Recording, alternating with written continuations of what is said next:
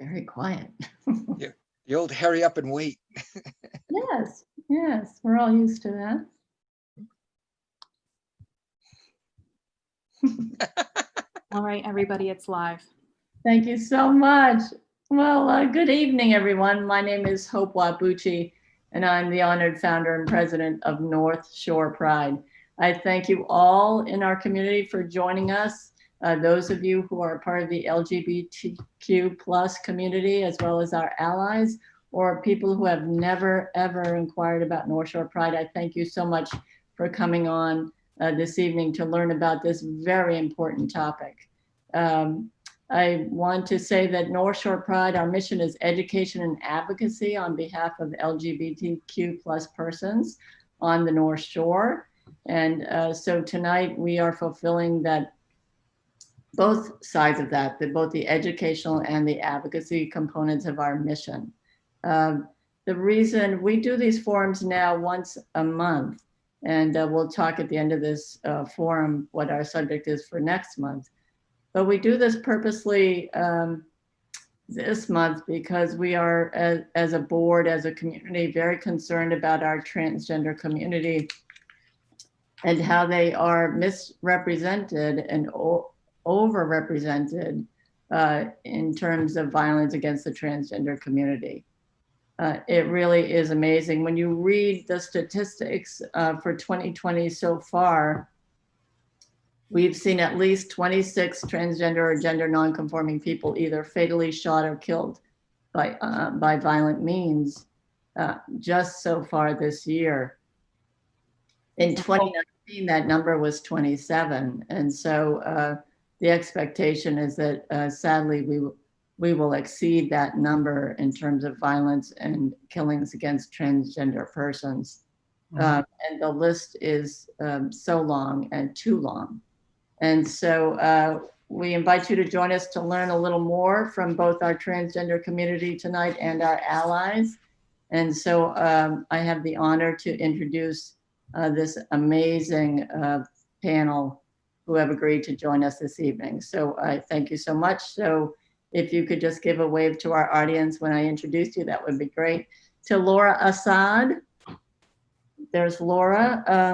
The Director of Constituent Services for the Latina and Latino community for the City of Salem. She's also the LGBTQ plus Director of Constituent Services. She's the Latino Affairs Coordinator. She's a member of the Salem No Place for Hate Committee. She does amazing work for the City of Salem. Thank you so much, Laura, for being with us this evening. To Kaden Mohamed, pronouns, hi Kaden, he and him. Kaden is a steering committee chairperson for the Massachusetts Transgender Political Coalition and also a client impact manager for Positively Partners. Originally from New York City, Kaden moved to Boston in 2010 to attend Wellesley College, is a member of the Boston Foundation's 2019-2020 Boston Neighborhood Fellowship Program or Fellows Program. And Kaden has been a member of many, many panels interviewed about trans issues and trans rights by the New York Times, WBUR, the Rainbow Times, the Boston Sunday Review, and the TBF News. And amazing, was featured in Spirit Magazine's 2017 Young Trailblazers list for activists under 30. Yay, thank you so much. Nice to have you, Kaden. Alishia Quellette. Alishia.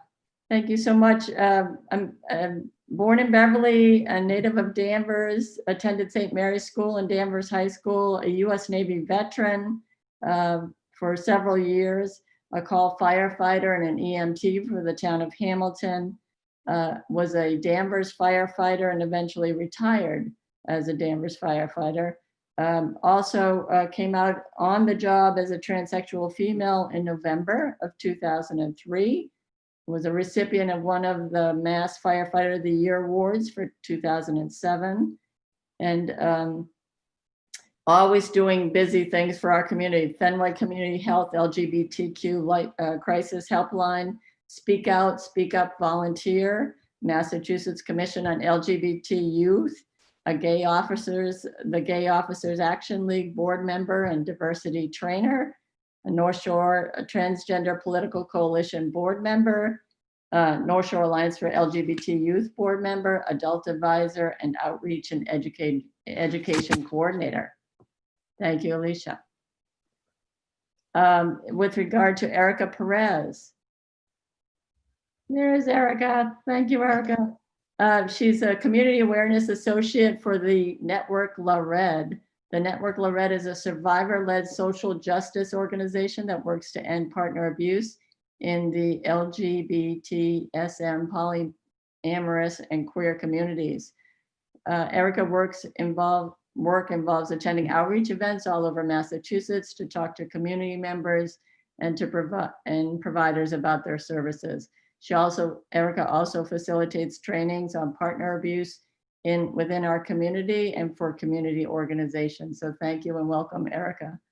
Grace Rousseau. There's Grace. Hi, Grace. Grace, pronoun she, her. Grace is a veteran high school teacher working for youth for over 30 years. Part of her work includes serving as an advisor to the GSA, the Gay Straight Alliance student groups. She helps to currently facilitate a discussion group for parents and transitioning youth for PFLAG in Greater Boston. She's a frequent presenter on transgender issues, and she is a past president of the City of Lakes Twin Cities cross-gender community, one of the largest and oldest organizations that provide support and community support to our community. So thank you so much, Grace, for being with us. Sid Sennett, thank you, Sid, pronouns he, him, and his, born in Vermont, and shares his time between Massachusetts and New Hampshire, is a psychology student at Salem State University, my alma mater, and is also a resident director at Salem State University this year. Sid started as a youth visitor to nAGLY and quickly became a peer leader who helps facilitate a weekly support group for transgender youth. So thank you so much, Sid. You also volunteer for the Sunrise Movement and assist at Lucky Dog Thrift Store in New Hampshire. I have to go there. Welcome to all of you. And I just don't want to forget Kinsey Williamson, our interpreter for this evening. So thank you, Kinsey, for being with us. Always great to have partners interpreting services with us. So thank you so much. Okay, so where I'd like to start is we would start with Laura, possibly, if you wouldn't mind, Laura, just to talk about the topic of transgender violence in your position with the city, the city's response to that possibly, and just your general position about the topic for this evening. And then we'll let everyone have a chance to speak.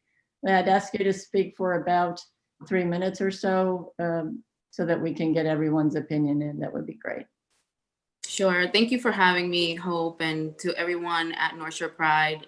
It's really great to continue to have these important conversations and to talk about really sensitive and really important topics. I think that there's not enough of these conversations, and I appreciate that at least there's this platform to be able to do that.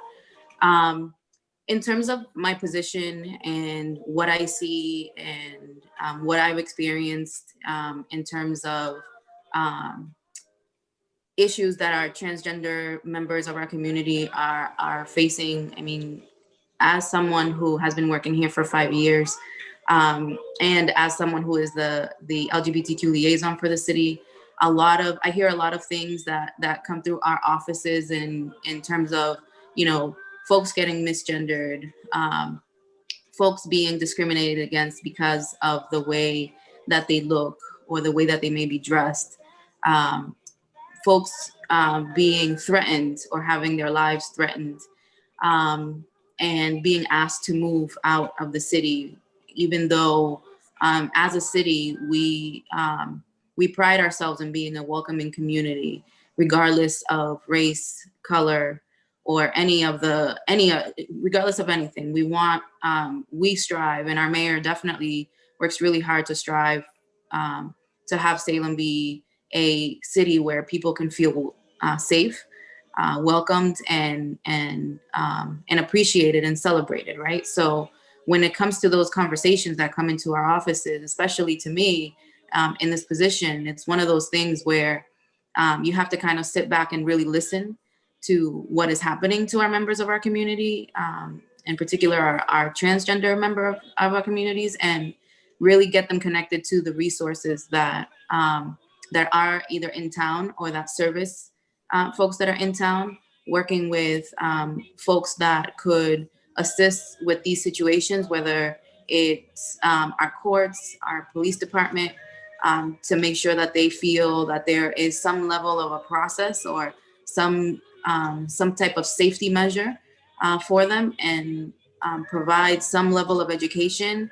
not just to the folks that are being affected, so the victims of or potential victims of, and those who are essentially insinuating the crime or causing the issue, right? So we want to make sure that if it's not qualified, or if it's a situation where it's not qualified as a hate crime or anything that has to do with discrimination, is how are we educating those folks on different things so that it doesn't happen again, and our transgender members of our communities don't feel that they are not welcome or that they are not part of our community, regardless whether they work here or not. I mean, we have so many people that come and visit our city that we want to make sure that anyone that comes here is just as welcome as anybody who lives here. So wonderful. And so we know that transgender people of color are disproportionately represented when it comes to hate crimes and victims of abuse and assault. And Salem has a large community of color. And are there unique things that Salem is doing for your community of color in that respect? So I would say too that aside from being in this position in the city, I had decided to become a notary, and then also have been part of the organization Project Out as part of their board since its inception. I know that Project Out has done a lot of direct service work for all of our transgender members of our community, in particular, providing educational resources and being part of different forums and conferences, of course, prior to COVID, that are geared towards and are being very intentional in reaching out to our Black and Brown trans women and men and young people in particular for services, and for services specifically with that have to do and deal with transition. So as someone who decided to become a notary, I've had a lot of folks that have been referred to me because they know that at City Hall there is someone who they can come to, and that there is a safe space without them having to feel intimidated, without having them to feel that they have to share too much information, and have them be treated as themselves and welcomed into this building. So when it comes to name changing and doing and starting that process, a lot of our transgender members of our community come to my office in particular to start that process, and they know that this is a safe space to do that. That's wonderful. In fact, I referred someone to Project Out and to the network LaRed just yesterday. So thank you so much. Okay, how about Kaden Mohamed? Kaden, if you could share with us, your thoughts on the topic this evening from your perspective and from your professional perspective. Sure. Hi, everyone. My name's Kaden Mohamed. I use he, him as pronouns. Thank you so much for the opportunity to be here tonight to share a little bit about my own experiences and also learn from everybody else here. This topic is particularly personal for me. I am transgender myself. I come from a mixed ethnicity. My mom is from the Caribbean, and most people would read her in this country as being Black. And, I also have the complex identity of having the last name Mohamed. So there's a lot sort of to unpack there, I guess, when it comes to talking about this topic. And as I said, it is really personal. And I think particularly in this moment, you know, thinking about transgender violence against the backdrop of the pandemic, where we're seeing so many people impacted by, you know, not just the health implications of the pandemic, but also the financial implications of the pandemic, and seeing, you know, communities of color really struggle in this moment, particularly Black communities, right?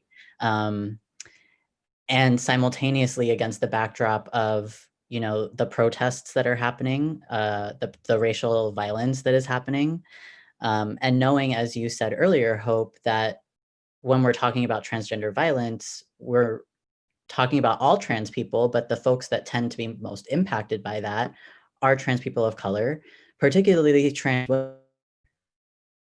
women, right? So, you know, I think that I echo Laura's comments about the fact that this is an extremely important conversation to be having. I think we all need to be having conversations about this. You know, I would argue that transgender violence is almost like an epidemic, right, in this country. And so I think it needs, you know, as much attention as a lot of the other things that we're focused on right now. Again, particularly in this moment of COVID and, you know, the protests of racial violence and, you know, the sort of increase in support of Black Lives Matter. In terms of, you know, some of the work that MTPC does in this context, you know, we are actually in the middle of a strategic plan. And prior to doing our strategic plan, we did a community needs assessment where we were able to survey, you know, several hundred transgender folks that live across the state. And, you know, it's interesting the things that sort of came to the surface out of that. And one of the things that sort of rose to the surface was a need for education and training, right? And I think that that is such a key part of this conversation, because I think that so much of the reason that we see these atrocious numbers and, you know, disturbing numbers of folks that are impacted by all levels of violence, right? Because we have sort of the most extreme, the folks that are murdered or killed in other ways. But we also have, you know, other forms of violence. I think Laura sort of spoke to some of those that happen on a different level, when somebody might need to go make a name change and they're facing some sort of discrimination in that process, right? And so I think, you know, MTPC is really working towards figuring out how to work with a lot of these institutions, a lot of these systems that are perpetuating a lot of this violence on that micro level. And, you know, in terms of the macro level, you know, continuing to support things that we view are going to elevate and, you know, support transgender people, including opportunities for leadership, right? Opportunities for accessing resources that they don't normally have access to. You know, I think that the challenge really for me in talking about this is,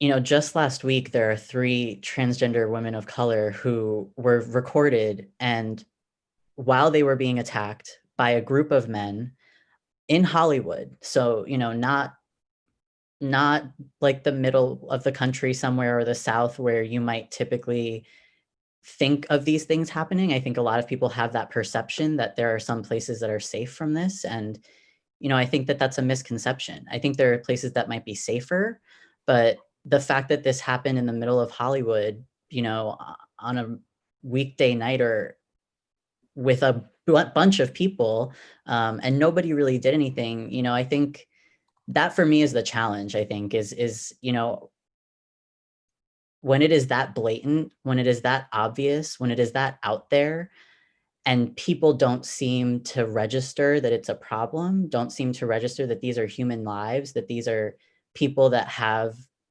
a right to exist, right? A right to be who they are.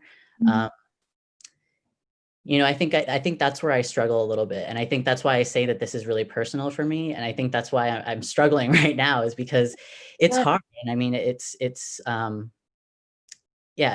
really challenging, but I do everything I can. And I know that MTPC and the rest of the steering committee and our executive director and interns and other folks we work with are, continuing to push for what we know we deserve, and pushed for not just the legal equity that we know we deserve, but also the lived equity that we know we deserve.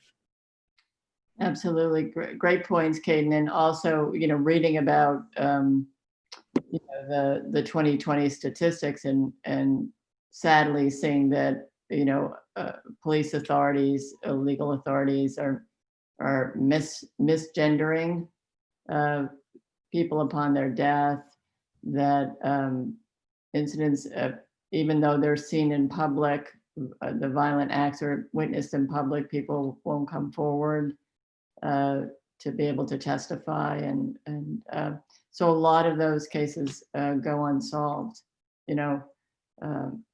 It's just terrible. So thank you for your points. Alishia, Quellette, thank you so much, Alishia. Your thoughts and opening remarks with regard to this topic? Oh, you're on mute, I think. Can someone unmute Alishia? Yeah, I got it now. There we Okay. I didn't know that put me on mute. I was watching that little microphone. Yeah, Alishia Quellette. I use female pronouns. I am a trans woman. I'm a little bit behind the 8 ball a little bit on some of this because I'm semi-retired. I more or less pretty much retired from the community the past few years. I was retired disabled, so I've been dealing with a lot of medical issues. But the stuff that I've seen and the things that I've witnessed or even gone through myself are still prevalent today. Here in Massachusetts, we're fortunate to have a lot of different protections now that we didn't have 10, 15 years ago. And sometimes that lulls us into a false sense of security as to what's around and what's going on in other places. Yeah, violence comes in many different ways, in many different forms. One of the things that sometimes gets forgotten is also violence against one's own self. I've had several people that I know that have committed suicide.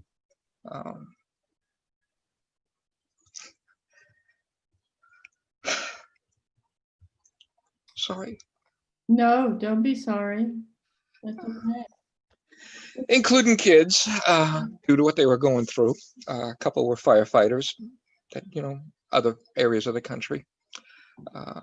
But yeah, I mean, violence comes in many forms. There are the cases, like you're saying, the murder and the real violent ones, which are usually tend to be extremely violent. It's not like the person shot once or twice; they're shot several times, or really, really horrendous. But there's also all the little things that people can do or try to do that build up over time, that wear down a person's thing.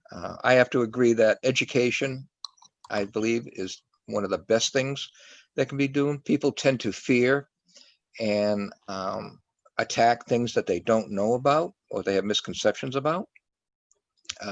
So I think one of the best things that I've seen, both with NTPC, nAGLY, LaRed, a lot of the groups, is actually getting out there and trying to educate people as to what the trans community is about, what we do, and how we live.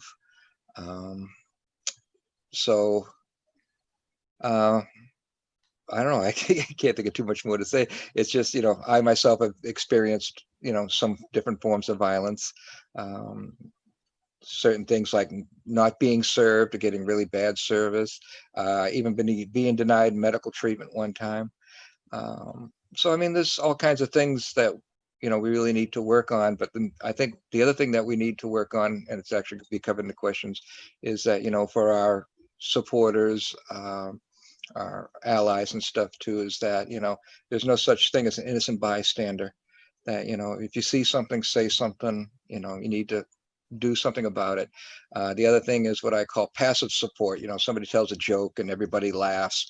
You're just, adding to the problem. So, I mean, there's many things about the violence that can be done or taught that sometimes people don't even think about. Sure. That's a great point, Alishia. Erica Perez from the network LaRed. Hi, everyone. Thanks for inviting the network LaRed to this panel today. My name is Erica. I use any pronouns. I'm the Community Awareness Associate for the network LaRed. So for those of, just to provide a brief introduction, I guess, to the organization, the network LaRed is a survivor-led organization that works to end partner abuse, or as most folks know it, domestic violence in the lesbian, gay, queer, trans, polyamorous, and kinky communities. We've been around in Boston for about 31 years, so we've been here for a long time. We provide services like a hotline, a housing program, support groups for LGBTQ survivors. And really, I guess the way that I'm going to be approaching this panel and in talking about violence for the transgender community, I think I'm going to approach it from the field that I come from, which is domestic violence or partner abuse, which is another form of violence that is enacted against transgender communities. And specifically for, I guess, for the LGBTQ community, there's this common misconception that we can't be survivors, that transgender folks can't be survivors of partner abuse or domestic violence. When actually the case is that the rates of domestic violence for transgender folks or for the transgender community is actually higher than it is for cis women who are in relationships, in straight relationships with cis men. So it's actually something that affects the transgender community. And the way that the network LaRed approaches the work of working to end partner abuse and domestic violence is that we believe that partner abuse and oppression are very closely linked. And when I say oppression, I mean like racism, transphobia, homophobia, classism, capitalism, ableism, all of those isms that you hear about. And so we believe that, as we grow up as folks who are part of this, I guess, US society, we grow up believing that it's okay to exert power and control over others. Not only that it's okay, but that it's rewarded. And we see that in many instances in our society through wars and colonization, through the passing of transphobic laws and policies. And so it's ingrained in us that it's okay to exert power and control over other people. And so that kind of paves the way for abusive people or for people who want to be abusive to make that choice to abuse other folks.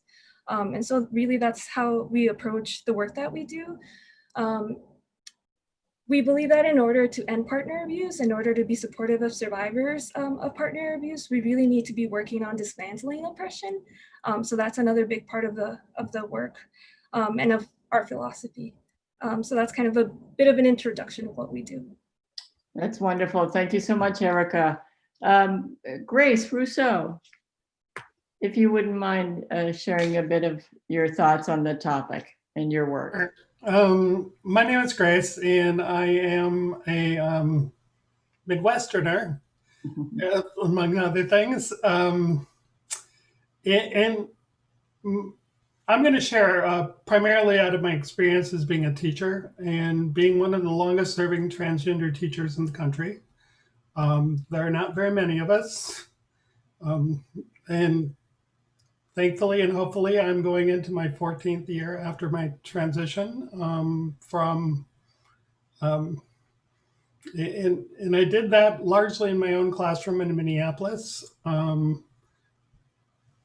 going to talk a little bit about the violence in terms of what I see within student populations and with working with young people, and also the violence that happened to me in my own life. And that's a part of the lived experience of longer term, what does it mean, and what are those sorts of microaggressions that we all see in our daily lives that make the difference between me having a good day and me not having such a good day. Like I said, I'm a slightly irreverent science geek from Minnesota, and I'm happy to be here. Minnesota. Yeah, Well, sure. thank you so much, Grace. Thank you. And then Sid Sennett, last but never least. And I just want to welcome Michael, our new interpreter, to our forum. Welcome, Michael. Thank you, Sid. Go right ahead. Everyone. My name is Sid. My pronouns are he, him, his, in case you can't already see them on the screen. And I am a peer leader at nAGLY, as Hope mentioned. I'll try to loop that in a bit here, but I think my main purpose here on the panel tonight is I would like to kind of listen. I think I am the youngest person on this panel. I don't want to age any of you, but I did just turn 20, and I have come from a privileged enough background when it comes to being trans. I have a little bit of privilege in my invisibility. It's not always fun for people to assume that you're not trans. It's something that I'm personally proud of, and I like people to not misgender me, of course. But I am able to move through the world in a way where a lot of people don't think to be violent against me because of my transgender identity. So I'd really like to hear from some people who have experienced that, or have witnessed that, or have met people who deal with that, because my group of trans people, as someone who, again, spent a lot of time in the community at a place like nAGLY, where it's mostly led by youth for youth, I spend my time with a lot of young people who have never really faced direct physical violence, and have faced a lot of microaggressions and a lot of difficulty from their parents as far as transition and stuff. So this is a field that I haven't had a ton of experience in personally. And I'm the kind of trans person that I always tell people, like, I'd rather you come to me and ask those questions, those invasive, like, what kind of surgeries are you going to get? I'd rather have, like, cis allies who are a little misguided in their questions come to me, because I consider myself to be an educator. And I'd like to be able to let people know, like, hey, you can't just walk up to trans people and ask invasive questions, because I am to some extent used to it. I have a little bit of a thick skin, and I really would love to be the person that makes it so that way the next trans person doesn't have to deal with that. So yeah, I'm here to listen, hopefully, and speak from my perspective as a youth, hopefully. Thank you so much, Sid. It's interesting, the 26 people through the month of May into June, actually through June, majority of which were people of color, trans people of color, but also from age 17 to 34. So it is happening too. And yes, you are younger than me, in case that was a question. But it is happening predominantly, at least in 2020, to our younger populace, which is always very concerning, and something that I think puts a perspective on approach and education, in my opinion. But anyway, I'd like to move forward as well. And every once in a while, you'll see me looking a little off camera, and that's because I'm talking to the wonderful people at Creative Collective who are helping us put this wonderful forum on, who are asking me, is it okay to let the interpreter in, or is it okay to do this? So if you see me a little off camera, that's exactly what I'm doing. So I thank you all again. And if we could just start with the questions. All of the panel members for this forum have received the questions in advance, and I thank you for your heartfelt responses this evening. And these are community-based questions. People want to know things people want to know about this topic. So I'm going to open it up to all of you, Creative Collective. If you could let everyone be unmuted, that would be great. And that way people can talk freely amongst themselves. So the first question is, what is one common misconception about the transgender community? Is there someone who would like to start that discussion? I can. Okay. Workplace experience is that I'm mentally ill. I'm unstable and I'm not right. because who in their right mind would want to do something like that? So that's one of them. Okay. Other people, Laura? I would add that transgender folks are confused, that it's just a phase, and that there's a way to fix them, or that they can be fixed. Absolutely. Um, Go ahead. I would add that a lot of people think of transitioning, they think of the surgeries, they think of coming out, but they do not think about the entire process and what it means to be transitioning, and that being a lifelong process as opposed to being just whatever surgery you have. Right. And I've also observed people through their comments that, you know, the transgender community is an isolated community, that they really are amongst themselves and not integrated within our community, which we know is so not true. So I've heard that as a very, what I thought was a very interesting comment from people. Kaden, did you have a thought about that common misconception? Yeah, I was gonna say that I think, to echo Alishia, that oftentimes I hear people say that they like think trans people must be unhappy or wish that they were not trans. And I think another one is that being trans is a choice. Big time, yeah. Interesting. Interesting. Just like being LGBTQ. Right, like I woke up one day and decided that I wanted to transition. I don't know. Had nothing to do. Like who'd want to go through this voluntarily, right?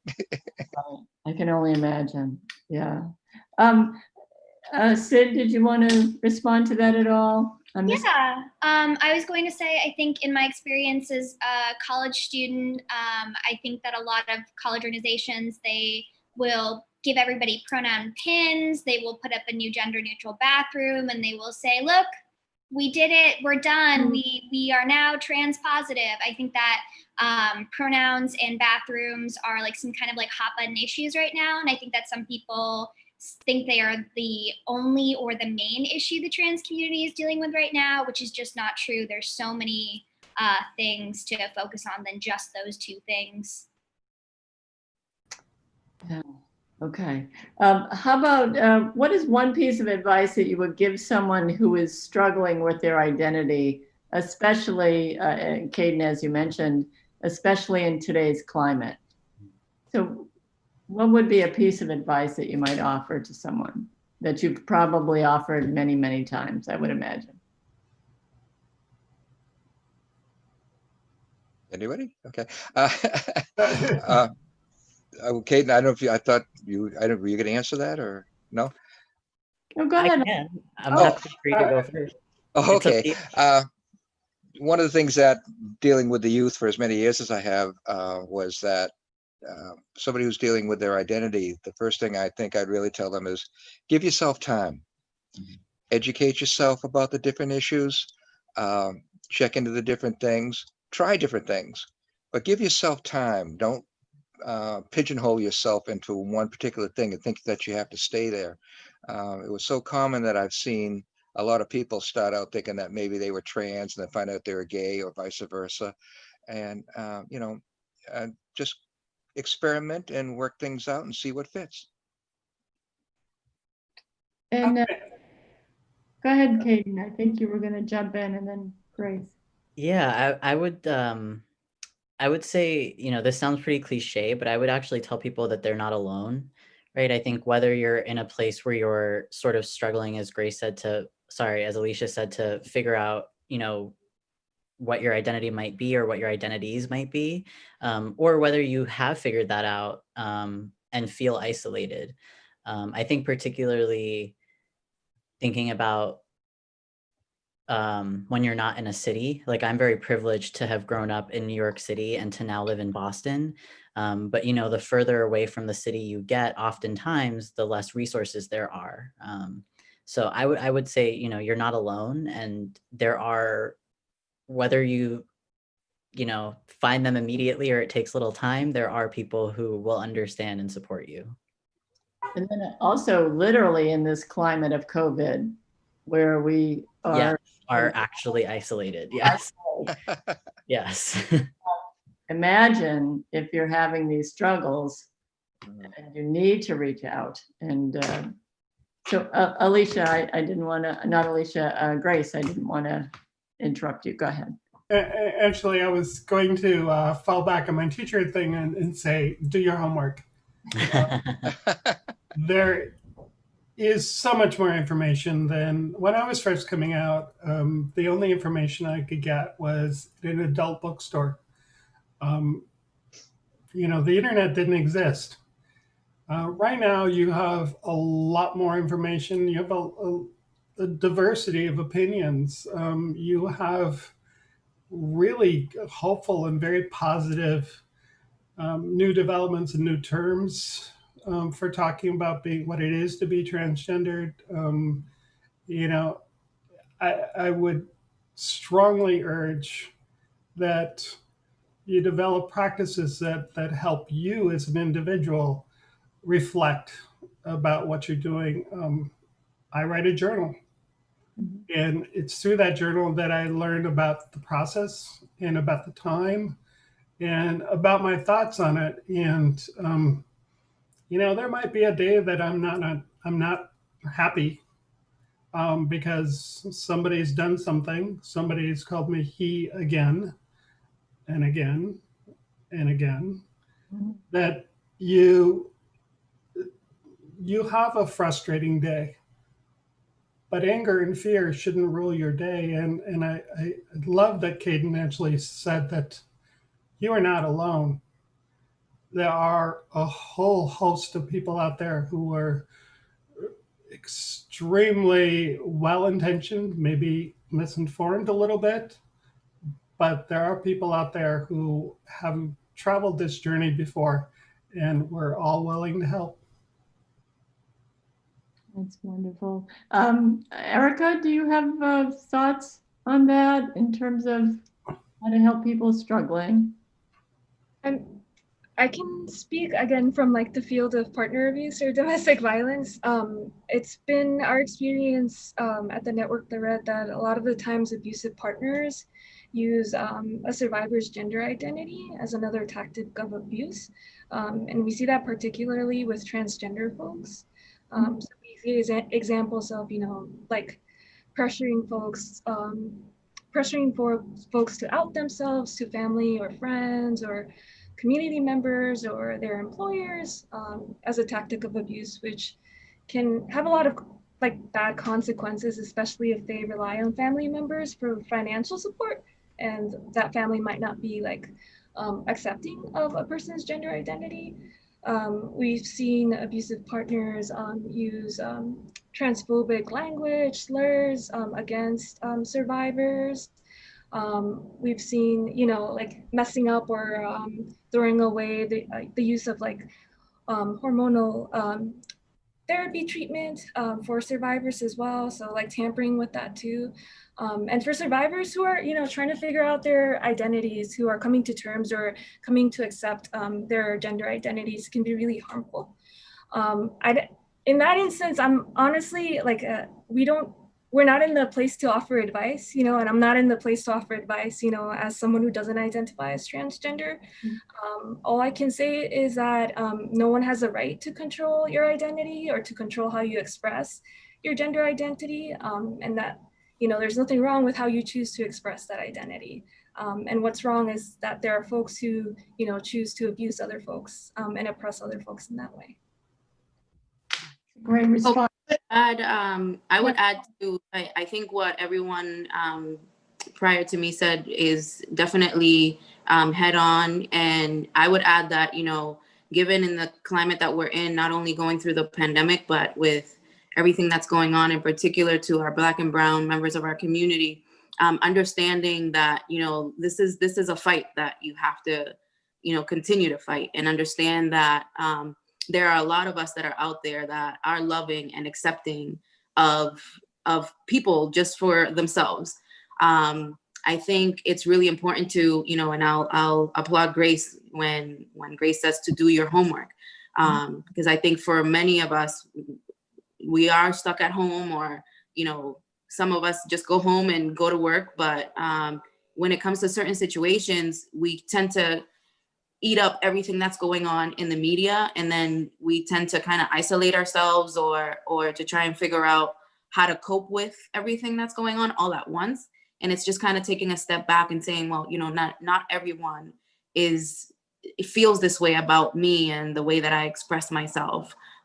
So just knowing and understanding that there are a lot of us outside of, you know, claiming to be an ally, because I think I have a love-hate relationship with the word, but there's certain situations where you have to remember that there's a lot of us out there that really do care, and that we want to be able to provide resources, services, or just someone that you could talk to, and so that you can express yourself and to be listened to. And I'm always, you know, I always say, like, these days there's so many people that are so focused on trying to strip us from our identities, regardless of how you identify. And I always think that, like, subconsciously they may know something that we have yet to discover. And, you know, that it's just a way for them to try and dim our light. So shine on, keep going. We're here for you. And, you know, this is why we have these conversations, is to provide you with the love, support, and resources that all of our members of our community need. And I think to add to that too, I have a similar, if I could give a word of advice to just anyone struggling with their identity, especially young people, I think that now the internet is this amazing thing for trans people. I really do think it's an amazing tool to connect us. We're able to carve out spaces where people can't hurt us, where we can ban people. Like, we can, you know, if they say something transphobic, we can literally kick them off of wherever we are. I think it's a wonderful tool. And if you have the chance, I know it's a little bit hard during the pandemic, but spaces like nAGLY are still holding online meetings. There are online events happening to try and connect with your local community, or just like physically meet people, or like talk one-on-one with people. I think that being on the internet can isolate you just as much as anything else, if it's the only way that you're connecting with the community. So I would say definitely try and seek out connections like these. I know that I've been helped so much by being able to do panels like these and meet full-grown adult trans people who have, like, made it, who have survived, who have transitioned, who are happy. It has made a world of difference for me, especially when that representation can be so hard to come by. Sometimes it feels like you might not make it because you don't see people like you who have made it. And so when you have that opportunity, I think it can be really life-changing. So try to put yourself out there if you can.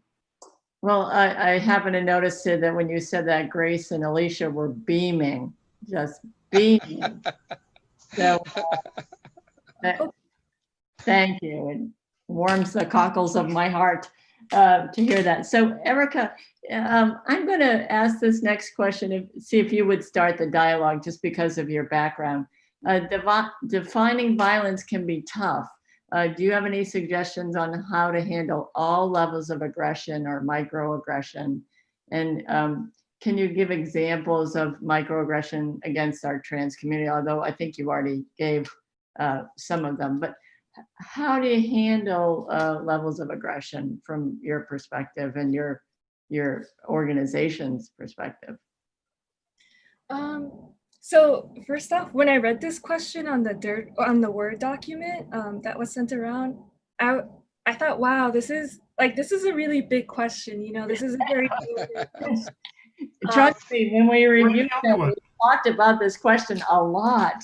Yeah, and you know, I can answer it as someone who doesn't identify as transgender, who, like, works in the field of, like, domestic violence. Honestly, you know, when I look at that question, this question, I can't help but feel like we're putting the responsibility on the wrong party. You know, like, it's not up to, like, you know, like trans folks to come up with this solution for every like instance of like microaggressions or aggressions that trans folks like undergo or go through. Yeah. In terms of like my field, in terms of like the field of domestic violence, we see a lot of the times survivors surviving any way that they can. You know, survivors using like physical violence in order to defend themselves, in order to regain control for themselves. And in that instance, if it's to regain control for yourself, it's not really it's not considered abuse. You know, you're using it for self-defense. We also say that survivors know their partners best and their relationship best. And so our job really isn't to tell like survivors, especially like trans survivors, like this is how you would handle, you know, if your abusive partner comes home and they're threatening you, you know, and they have like a weapon in their hand, this is how you would handle that. Because I'm not in the survivor's shoes. The survivor would know best what to do in that situation. So a lot of the times what we do is we support, you know, we listen to a survivor's experiences. We kind of let them lead the discussion about how to handle these instances of aggression. One thing that has been very helpful, I feel like, for the LGBTQ community has been like safety planning, which is really just like a personalized plan for like a survivor to decrease instances of harm. So it's harm reduction, right? It's not like, you know, us pressuring you to leave an abusive relationship. It's us listening to you and listening to what you need, and having trust in you because you know what to do best in a given situation.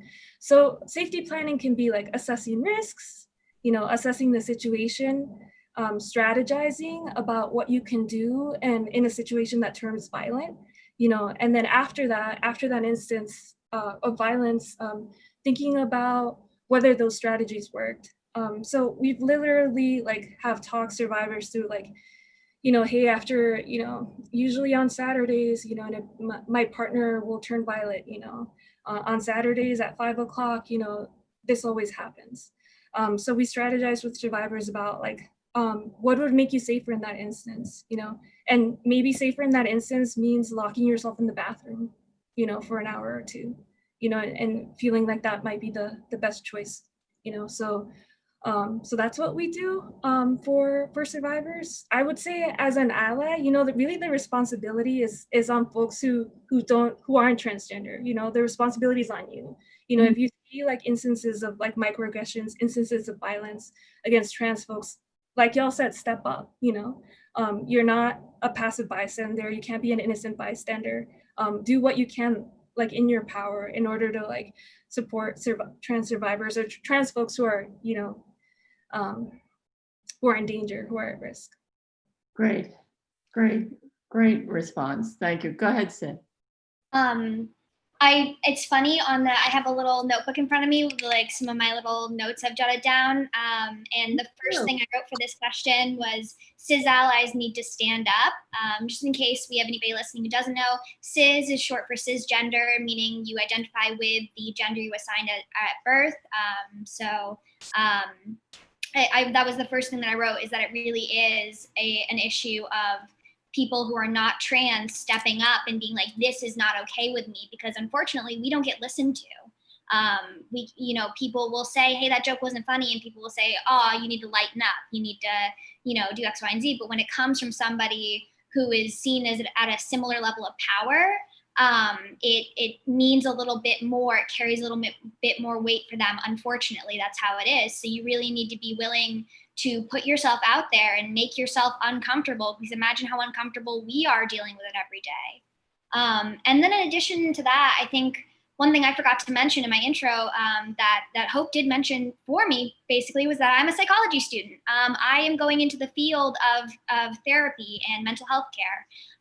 And I'm looking into doing art therapy and specifically being a therapist to more marginalized people, whether that means people who are Black and brown, people who are trans, people who identify as queer in any way. I am looking to help those people because I think one of the things we forget is we look at like, oh, how can we stop shootings from happening? How can we stop, abusive relationships from happening? How do we stop? What happens after that happens? What happens to a community when a trans life is taken away? Are there grief counselors available? Are there, are there people there to support people? I think when Alishia, when you first spoke up and started talking about suicide being a real issue of violence against the community, you're absolutely right. I think that that's one practical thing that we can implement is just more mental health care, more healthcare all around, but more mental health care for trans people who have to deal with microaggressions and macroaggressions. It wears someone down to every day be shoved into the wrong identity. It wears people down. It really, I can speak from my own personal experience too of like, I wish that there were, more grants available for me to be able to help pay for my therapy because as some people, I don't know if I have some people from North Shore Pride on Facebook, but I just celebrated a year out of eating disorder treatment. And I'm super proud and happy for myself because I think the trans masculine community and the trans community in general, eating disorders are a huge, huge issue. It has to do with, a lot of being trans and a lot of the violence that happens against us has to do with the way that we look. And so eating disorders are a huge issue and all mental health things are a huge issue, not because of our identity, but because of the response to our identity on the outside.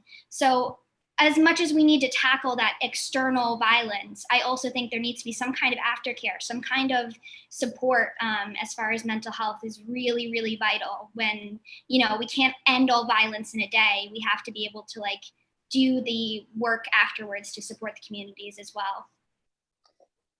That's a great point. I think also the disparity of having been a mental health clinician, the disparity of clinicians who have education and background in working with a transgender community is, I think, is an issue, certainly. Somewhat limited, even still, surprisingly. Does anyone else wish to talk about how we handle levels of aggression in the transgender community? Oh, okay, I'll take it. Okay. Grace again. Through my experience, I've witnessed a lot of micro and macro aggression in my own life. And one of the things that I've learned is how to deal with my own trans negativity. There's a certain sense that, and Sid pointed this out correctly, that there's a certain sense that it's an internal game also. And I'm going to give a couple vignettes. One of them is that I was in this store, rather upscale store, and the clerk kept on referring to me as sir. Kept on sirring me and sirring me and sirring me. And, there was a certain sense that it was very early in my transition and I was feeling awkward. I was not feeling comfortable. I love to God, the woman behind me, who's wearing this Versace suit, who stepped up and really became my advocate. And I kind of learned that day that, there are people who can advocate for you. But at the end of the day, it was me who had to walk out of the store having had to rely upon somebody else to step up for me. A second incident I will talk about is that there was a time in my professional life where I got called into the office, and it was in my first year of teaching as Grace. And I had previously taught in that same classroom for 5 years and had really stellar reports, and I was particularly well loved in my classroom.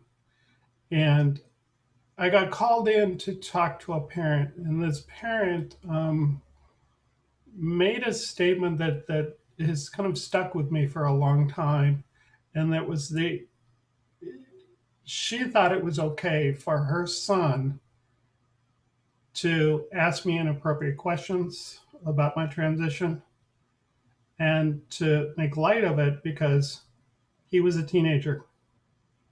And it was an expectation that teenagers could do that. And I kind of waited for my administrator to, kind of climb all over that one. And unfortunately, that did not happen. So I spent an hour getting berated by this woman for being who I was. And that too was also a situation in which I kind of learned that, I can be my greatest advocate and I can also be my greatest critic. That internal process that works through my head, the feelings of guilt and shame that sometimes come with being transgendered, guilt, you did something wrong, shame, you feel that you've not made society's needs or met society's norms, really play havoc in sort of the choices we make and the way that we begin to live our lives, so that things that might seem innocuous to somebody else who is a privilege might not see them in quite that same way. And some of what I need to do in my advocacy is to be with people who actually can tell when they're not okay with me, that I have a support community around me that I can go and vent to, that I don't carry that home. And is the statistics point out that, a number of us go into substance abuse of one form or another. A number of us commit suicide. Those are all very, very difficult statistics to deal with. I was looking it up earlier that, 75% of teachers who are transgendered report that they've been harassed on their jobs. And, when you start to look at all those negative things, those really trans negative things, they become the story. But part of the story is getting to the point where you are able to speak for yourself. You're able to politely, suggest a better way to do things, or to move on and not realize that it's because of the way you're dressed. It's not because of the way that anything that you are doing, but rather it is that individual person's problem and it's not yours. Don't own it. Don't own it. It's a great suggestion. Working off of Grace's last comments, how can we, when she was talking about support and using your community support, how can we peacefully yet forcefully step or speak up with the end result being a positive or productive conversation? And Laura, I'm going to ask you to comment first, just because of you really do, outreach to your community. And so how would you suggest we peacefully yet forcefully step up or speak up when dealing with transgender violence? You alluded to it a little bit in your introduction. That's why I'm asking you first. Yeah, sure, of course. I think first is really trying to figure out what your own biases are. I am not a part of, I'm a cis Afro-Caribbean woman. I understand that there are so many different things that go on within the transgender community that I don't have to experience. However, as a cis woman, I have to see for myself, and I encourage others in either in my position or in others, that you have to check your own biases, right? I can't say go ahead and try and have peaceful and productive conversations if you cannot go ahead and not flinch when you see someone who may be transgender, or someone who if someone who decides to want to tell you that they are transgender? How do you feel about that? What questions go on in your head? And if you can't not have that happen, you are not equipped to go ahead and have those conversations. So it's unpacking what you have in your personal feelings internally, and addressing that first before even engaging. And this is why I said that I have this love-hate relationship with the term ally, because there are some people that claim allyship, but then go ahead and turn around and have conversations in their household and allow for, racial slurs and all these other things. And, like Sid said, make a joke about it. And you have someone like Lara come in and say like, hey, yeah, no, that's not okay. You are not supposed to say that. That's unacceptable.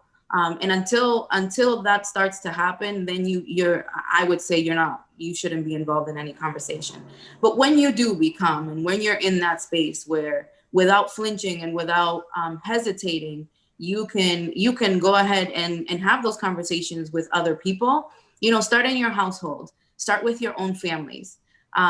Start having, when you hear those comments of folks that are within your circles, call them out on it and use it as an educational opportunity. And whether things can get a little escalated, like sometimes, most time, I think that families would end up at least taking a step back eventually and start to ask more questions instead of making these assumptions and continuing to say those harmful and those harmful slurs and other things. And then go ahead and broaden that out to your other circles, close friends, family members, co-workers, and other partners and community organizations. Because again, we can claim, yes, we are this, we are that, and we can have a pride and a trans flag on our door, but unless we stop to think those negative things and behind closed doors, we are a completely different person, that's not going to move the needle. That's not going to really be a cause for positive change with anything. And in particular, again, I know we talk a lot about our Black and Brown members of our community. The reason why I say start with our families is because, my family, we're from the Dominican Republic, and just within my own community, we have a lot of issues with anti-Blackness. We have a lot of issues with LGBT members of our community, and that issue of not accepting those who identify as gay or any other of the terms, and let alone transgender members have it so much worse in terms of like asking those inappropriate questions on sex change and this and that, and being a transvestite and making fun of the term transvestite versus transgender. So being able to have that conversation within your family, within your own communities, in your household, is super, super important. But again, going back to the original thing that I said, is unpacking that within yourselves. And then until you can get past that, then I feel like you can be qualified to have those conversations outside of that. Thank you, Laura. Kaden, I wanted to follow up with you because your organization, that's what they do, right? They step up and speak out and on the political side as well. But your thoughts about how we can have a positive and productive conversation? Yeah, I mean, I think for me, it's really about, and for MTPC as an organization, it's really about meeting people or organizations where they are, right? I think if you've decided that you're going to do this work and that you are going to engage in this conversation with this person or this organization, then you really have to meet people where they are, right? Because it's not, I think it was Alishia who said it earlier that, people fear what they don't know. People fear the unknown. And so without that sort of ability to meet people where they are and sort of help them educate themselves, I think that you're going to end up in conflict, right? I think the way to end up in a productive conversation is to do that, is to find a way to figure out where someone is on their journey of, you know, accepting and understanding trans folks, and then help them, right? Like help them from there, whether that's pointing them to resources or, you know, gently correcting their terminology along the way, right? I think there are different ways to do it, but I think that that's the key, is that you can't sort of try to force people into all of a sudden being, you know, the most knowledgeable trans ally, right? Or the most actionable, or, you know, the trans ally that takes the most action. But I do think that you can help them sort of take those steps if you're able to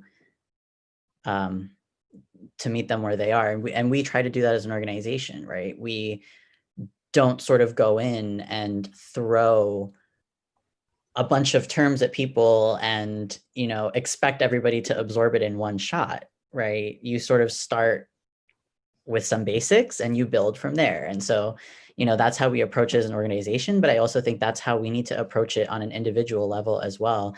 And honestly, not just about trans issues. I know that that's what this conversation is about, but I think like that applies to anything across the board.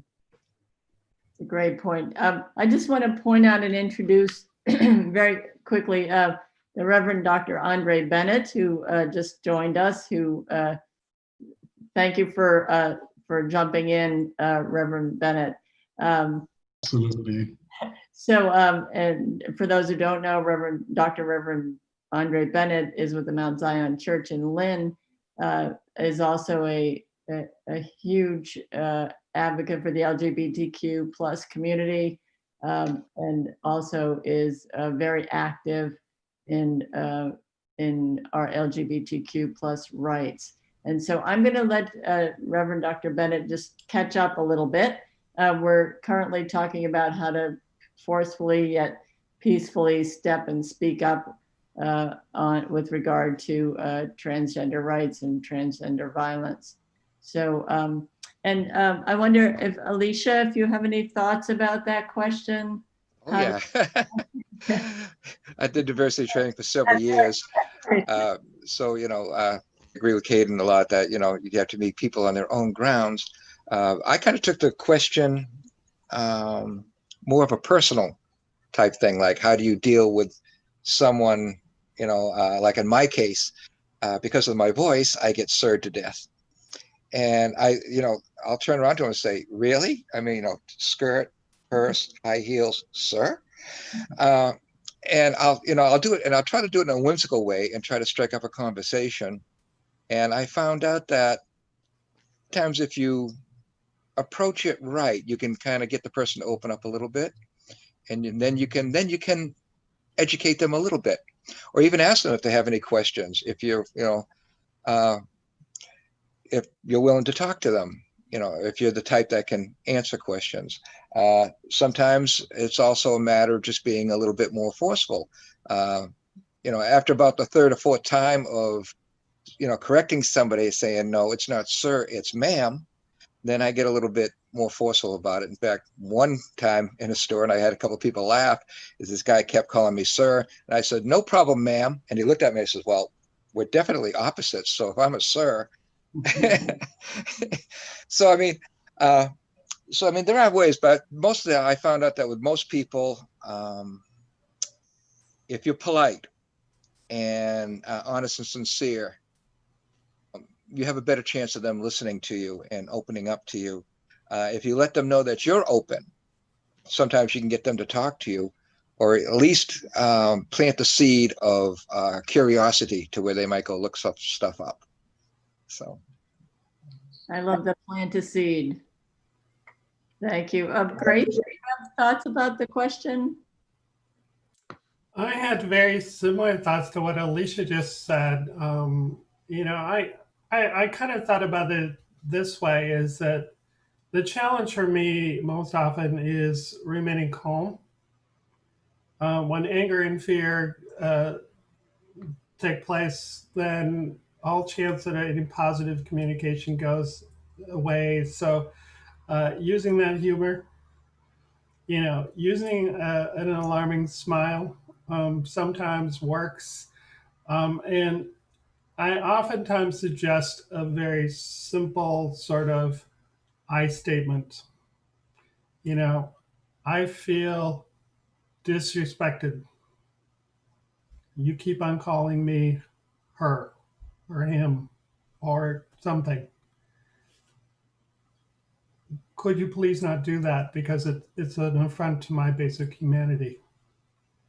And when I'm able to get out that statement in a calm and kind of gentle way, you know, it's very disarming to most people, and most people will turn around and, you know, make it positive. And some of them actually look slightly embarrassed by just that tact. Doesn't work on everybody, but it's a way to sort of get people in a position of this is not about confrontation. You haven't made me angry. You haven't diminished me as a person. And when you were, excuse me, both articulate and humorous, it usually goes really well. Okay, good advice. If I may ask also too, one of the things is that there's two different types. There's the ones who'll keep doing it even though you correct them, but most often I find out most people will say, oh gee, I'm sorry, you know, and because they didn't know. And it's like, I tell them, don't worry about it, it's okay, you know, and that eases it up a little bit too. So Great suggestion. Sid, did you have any comments you wanted to? Erica had something that Erica wanted to. No, Sid, you can go ahead first. Oh no, please. I've seen you for the past couple minutes. Like, I think we're all a little bit too polite here. And I think it is Erica, go ahead. Erica. I'll be. No, go ahead. Go ahead. So I think peacefully sometimes can be done. Peacefully sometimes though, I feel like can be coded, you know, and it's not always warranted too. I feel that for folks who are white or lighter skinned, having a peaceful yet forceful conversation will be easier to do because of racism. But if you're a Black trans woman, or if you're a transgender person who's a person of color too, no matter how peacefully you try to frame something, there's a higher chance that what you're going to say because of the color of your skin isn't going to be taken well. So I think that's something like important to remember. And you know, I think there's also like this battle between like being tactful, you know, and being articulate, you know, and being polite and phrasing things in just the right way that will make it more digestible for folks who are transphobic. You know, and it's also okay if you're not articulate enough, you know, if you let your anger show through, you know, if you are not as polite, you know, that's also all right. It's also all right to be that way. And, you know, what is a productive conversation too? What's a positive conversation too? You know, if I'm in a conversation where I'm calling someone out or calling someone in for a transphobic joke that they made, you know, and they leave that conversation feeling embarrassed or ashamed, I would call that positive, you know, because then you're not going to be able to say that joke again, you know. So I feel like it's necessary to ask ourselves these questions. And of course, for someone who's not transgender, this is going to be easier too. So that's where we come in. But Sid, sorry about that. No, that was great. Thank you. Sid, go ahead. Yeah, that was great, and I'm glad you got a chance to say it because I think it's so important. And something I was going to mention too is the idea of, you know, peace isn't always an option. It's the goal is for nobody to get hurt. The goal is for, you know, people being able to just talk about things. But unfortunately, that doesn't always happen. So I think it's another case really of like people with the most privilege needing to do the most uncomfortable work and the most, you know, doing the most of like, oh my gosh, I really don't want to be kind to this person who is being rude to me. I really don't want to, but doing it anyway, because a lot of people don't have that opportunity to. And I was going to say, one of our last things is like action items. And I did want to just squeak in a couple of things here before. I want to make sure people can have some closing statements and stuff. But I did want to plug the website housingsaveslives.org. I think a lot of people might be aware that the Trump administration recently tried to, or is in the process of trying to ban or allow different places that house the unhoused to ban transgender people based on religion, or look for some kind of proof of like, oh, you're in women's housing, let us see some proof of that. So, and as we talked about some statistics, trans people are very likely to unfortunately experience homelessness or houselessness. And so housingsaveslives.org, you can go there, and there's a public commenting period. This hasn't happened yet, so this is an action item that we can do now and work on now before it happens. And that will undoubtedly save lives for people to be able to just go to the shelter that they need to go to without needing to prove anything about themselves. And then also, I don't have any specific organization to plug that does this, but money is such a valuable, important tool. It's such an important tool. Donate, donate, donate, donate. I've seen a lot of, in response to, I forget who first mentioned at the beginning, and I'm so sorry, but the 3 trans women of color who just recently got harassed and abused and beaten and almost killed in Hollywood. I've noticed a trend of some cities post that are having these events for specifically trans women and trans women of color to get, and specifically those who have to do some kind of amount of sex work to survive, to get things like small tasers or those little keychain things you can use to like hit people, different self-defense items. So donate if you have the money, please. It goes a long way, more than you could know. But yeah, I've said my piece. Those are my action items. Thank you, Sid. Thank you. Reverend Dr. Andre Bennett, if I could just ask you, your thoughts about the topic of transgender violence. I'm sorry that you joined us so late. I know that you, it was beyond your control. And as we have 9 minutes left to our program, I'd love to give you an opportunity just to speak for a little bit, if you would. Absolutely. Thank you very much. And good evening, everyone. I do humbly apologize for just joining you. I am so sorry. This is not an accurate reflection of how I operate. But I wanted to speak specifically to how we can peacefully and forcefully speak up, stand up. I became an advocate for the LGBTQ plus community.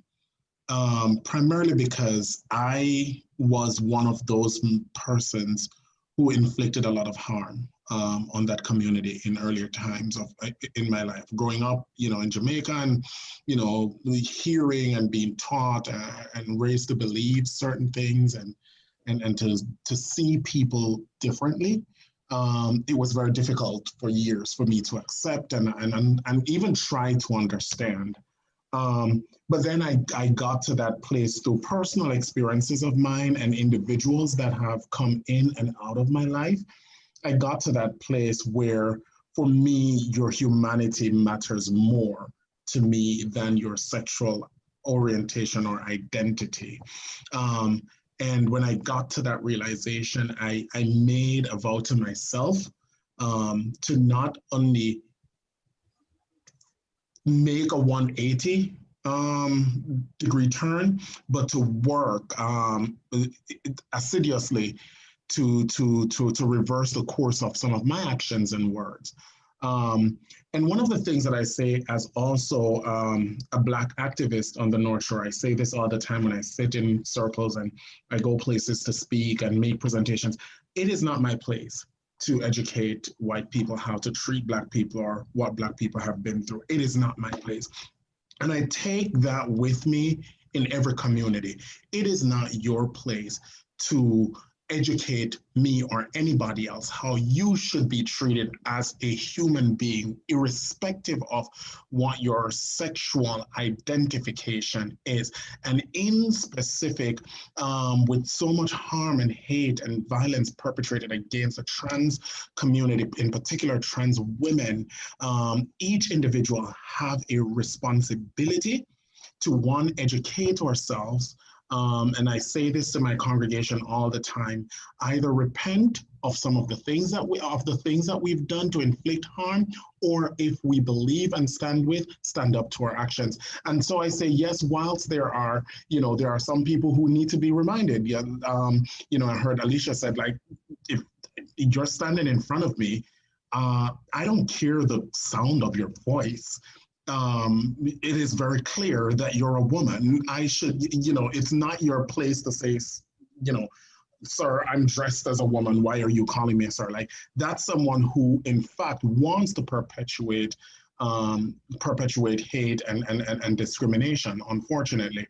And so, yes, whilst it is your and our personal decision and choice and option to say, you know what, you are disrespecting my humanity when you address me in another gender that I do not identify with. Yes, we have that. We have that option. However, the fact that we continuously have to be fighting and talking and educating, it is exhausting in of itself. It is exhausting. And so, there are enough public education and stuff and groups and organizations that are there to educate people. I'm of the opinion that hate will be hate will be hate, no matter what you do. Hate will be hate. And so my decision, I can't speak from the perspective of a trans person, because I'm a cisgendered man and I identify as such. But my position in standing with my LGBTQ plus, and in particular my transgendered siblings, is that we continue to stand in our truth, and we continue to make ourselves present, known, and heard. And it is time for others to educate themselves, and again, repent if they need to repent, or stand firmly if they stand with us. Well, my God, for someone coming in late, you just nailed it. Thank you so much. We have a few minutes, just a few minutes left. And so I wonder, before I thank all of you, if you could give me just a couple of words that you would say are a positive action item for our community watching to take away. So Sid, I know you already gave your action item, so thank you so much. Erica, if you would. Specifically for the transgender community, for providers of domestic violence services, make sure that you're informed about the transgender community. Make sure that you don't deny trans women access to a domestic violence shelter just because they don't fit your definition of what a woman is, which is completely inaccurate and false. So providers of domestic violence need to do better and educate themselves and make sure that their services are inclusive. Thank you. How about Grace? I would argue for inclusion. One of the great joys of my life has been included in women's groups. But one of the things I talk about a lot, particularly with youth, is how they were excluded from things. I'll give you an example. One of the things that happened was that one of my students was excluded from a family function that they were really looking forward to going to. But because the uncle did not approve, they were excluded from that process. And I understand the logic for a lot of people. They think, oh, well, we do not want to have a conflict here. But at the same time, what it's also sending is the message is, we don't love you as much. And there's subtle ways that people include or exclude the trans community and trans people. Next time you're around one of us, strike up a conversation. You'll find that there's a lot more to talk about other than my transition or being trans. You know, I might tell a joke or two. Okay, thank you. Kaden, how about a few words? Yeah, I would echo some of the things that folks actually mentioned earlier, which is, you know, if you are somebody who is not transgender, I think one of the best things that you can do is, one, educate yourself, but two, like really be an ally, right? Not in the sense of like, you're going to slap up an Instagram post every once in a while, or, you know, put a sticker on your water bottle, but like in the way that when somebody says something transphobic, you step in and say something. When somebody misgenders somebody and you know they were misgendered, you correct that person, right? I think that would be my biggest piece of advice. I think two other things, or one other thing really quickly, is also support trans and gender nonconforming run businesses and organizations. Do that with your time if you have time. Do that with your money if you have money, right? Do that with both if you have both. But I think those would be the two things that I'd say. Great, thank you so much. Alishia. Actually, I have to echo both Kaden and Reverend Bennett on a couple of things. You know, for the supporters and stuff, don't be an innocent or silent bystander. Don't be a silent supporter. But also a very good point that the Reverend brought up was about being truthful to yourself. Be yourself. I think the biggest statement that I've been able to make is just to do my thing, be myself, and don't allow others to stop me from being me, and to be out there in the community and to be visible. The only way people are going to get used to us or know about us is if we're out there among them. That was one of the things that we changed in nAGLY many years ago. We used to be very word of mouth and very hidden. And as we were able to get laws passed and get things going on, we started coming out more in the open. And as part of the outreach and education coordinator, I started adapting the thing of, yeah, we're LGBT youth, but they're still youth. So that's when we started getting involved with the Lynn's Boys and Girls, Girls Inc., and we started getting involved with other youth programs so the kids could get together. As one of the discussions I had on career night is that, you know, I am not a trans person who's a firefighter. I'm a firefighter who happened to be trans. Mm-hmm. So, you know, sometimes we put that label too far on the forward. So to the community, I would say, be out there, do your thing, stand up for yourself, stand up for your rights, if you're able to do so. And, you know, be the best example you can of the community. Great advice. And also, what wasn't also in my bio is I'm also an active member of the Native American community and do identify as Two-Spirit. And we've been doing a lot of work within the Native community as far as educating and trying to help them understand and get back to the way things were pre-contact as far as the Two-Spirit aspect. So, and it's about the same thing. It's be out there, be yourself. Great. Thank you. Laura Assade. Alishia, I could not be more excited that you mentioned that because I wanted to close with something that I had recently learned, and I want to plug this organization that I follow, America Hates Us, for sharing someone from Kenya's story, in specifically saying, and I'll read, that transgender non-conforming individuals were seen as spiritual guides, or those touched by the gods, similar to the Two-Spirit of Native tribes. And in East Africa and many other regions actually had tribes led by trans people or non-binary individuals who did not conform to any gender. And gender was not viewed as in binary terms. Gender in Kenya in indigenous communities was understood to exist on a spectrum, and only trans gay people were seen as gatekeepers to another realm. And something important to note is that gender became important once the colonizers took over, but it was a major part of the original, that it was never a major part of the original history. So I would say, you know, go beyond doing your homework, check the history, and check where all of these terms came about, and that a lot of people think like being trans is like this new thing.